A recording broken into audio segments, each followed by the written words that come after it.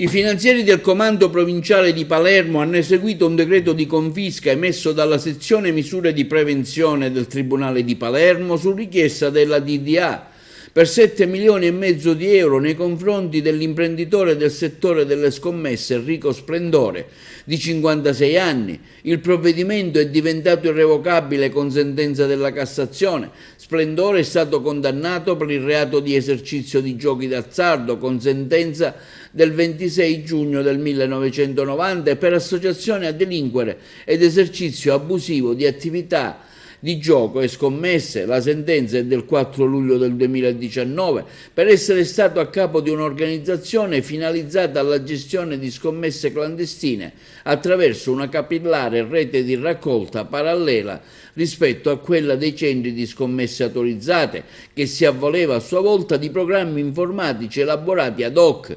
circostanza confermata anche dalle dichiarazioni di collaboratori di giustizia, affermano i giudici. Il procedimento di prevenzione ha fatto emergere, secondo l'accusa, grazie